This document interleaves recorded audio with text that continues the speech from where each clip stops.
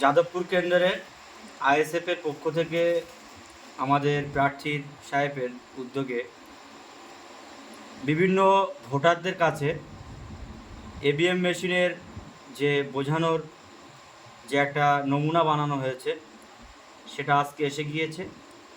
আমাদের বুথ স্তরের নেতৃত্ব যারা আছেন ভোট সংগ্রহ করার জন্যে গ্রামের সাধারণ মানুষকে বোঝানোর স্বার্থে আজকের পর থেকে আগামীকাল থেকে বাড়ি বাড়ি গিয়ে আমাদের প্রার্থী যে ইভিএমের 7 নম্বর সুইচ বোতামটা আছে সেটা গিয়ে পরিচয় করাবে। আপনারা দেখতে পাচ্ছেন এখানে 1 থেকে 16 পর্যন্ত সিরিয়াল আছে, 17। আর একটা ইভিএম, দুটো করে ইভিএম থাকবে, আর একটা ইভিএম মেশিন থাকবে দুটো, 1 থেকে 16 পর্যন্ত বিভিন্ন দলের প্রার্থী এবং যারা নির্দলের ক্যান্ডিডেট তাদের থাকবে। আর একটা থাকবে 17টা। 17টা হওয়ার কারণ হলো আপনারা জানেন আমাদের যাদবপুর কেন্দ্রের অযথা প্রার্থী হয়ে যাওয়ার কারণে 17টা ইভিএম, দুটো ইভিএম হচ্ছে, কিন্তু একটা এতে 16টা থাকবে। তার মধ্যে থেকে আমাদের বেশি বেশি করে মানুষকে বোঝাতে হবে যে 7 নম্বর সিরিয়ালে যে সুইচটা থাকবে সেই ব্লু প্যাটার্ন, এই ব্লু প্যাটার্নটা টিপতে হবে। টিপ করে একটা আওয়াজ হচ্ছে, সাথে পাশে একটা ব্লাড থাকবে, সেখানে খামচিহ্ন এবং প্রার্থীর ফটো আসবে, তারপরে সুইচটা ছাড়তে হবে।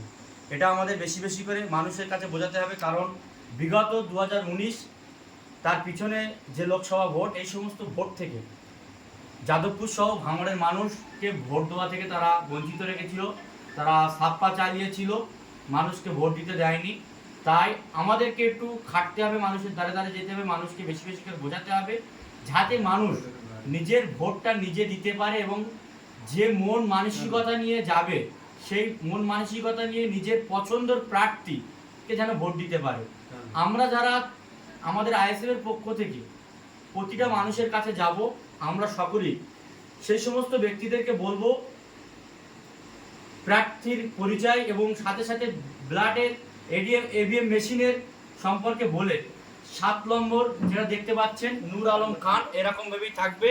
এই ব্লু সুইচটা অন করতে হবে, মারতে হবে, পাশে একটা বক্স থাকবে, সেখানে খামচিহ্ন এবং প্রার্থীর ফটো উঠবে। তারপরে বাইরে আসতে হবে, বার হয়ে এসে যে সমস্ত এরা থাকবে অফিসাররা, তাদের থেকে স্লিপ নিয়ে বাইরে আসতে হবে। এই কাজটা যদি আমরা বেশি বেশি ডোর টু ডোর মানুষের কাছে করতে পারি, তাহলে একটা ভোট বাইরে যাবে না।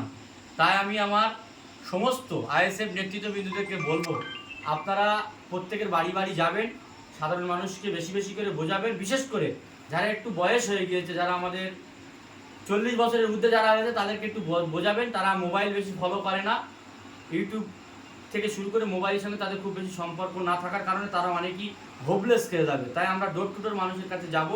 আগামী 1 জুন শনিবার সকাল 7টা থেকে ভোট শুরু হবে। সকাল ভোট কেন্দ্রে গিয়ে 7 নম্বর সুইচ নূর আলম খানকে জেতানোর জন্য তাদের আহ্বান করব। আজকে আমাদের ইভিএম মেশিন, আমাদের ভাঙড় বিধানসভার যে একটা ব্লাড ইভিএম মেশিন আসার কথা ছিল, যেটা মানুষের কাছে বোঝানোর স্বার্থে যে দলের কাছে আবেদন করা হয়েছিল, দলের পক্ষ থেকে আমাদের মাঝেরহাট অফিসে আশাদুলির কাছে এসে গিয়েছে। প্রত্যেক নেতৃত্বদেরকে বলবো আগামীকাল সকাল আশাদুলির সঙ্গে যোগাযোগ করে অঞ্চলওয়ারি ইভিএম মেশিনটা নিয়ে যাবেন। অঞ্চলের লিডাররা বুথ স্তরের নেতৃত্বদের হাতে তুলে দেবেন এবং ভোটার লিস্ট এসে গিয়েছে। সমস্ত কাজটা আগামীকাল আমাদের ঐতিহাসিক নির্বাচনীয় জনসভা আছে হাতিশালা 6 লেন Q1 বাস স্ট্যান্ডের নিকটে। সেই সভা সেরে কাল রাত থেকেই আমরা আমাদের নির্বাচনীয় মূল কাজ ইভিএম মেশিন পরিচয় পর্ব এবং ভোটার স্লিপ কুপন দেওয়া কাজ, কার কত নম্বর ভোটের আইডি নম্বর ইত্যাদি নানান কাজ, এবং দলের পক্ষ থেকে আমাদের অনেকেরই এবার বুথ নম্বর চেঞ্জ হয়েছে, সেই সমস্ত বিষয়গুলো কাল থেকে আমরা বুথে বসে আর হাতে যে 2-4 দিন সময় আছে ডোর টু ডোর মানুষের কাছে গিয়ে পৌঁছবো।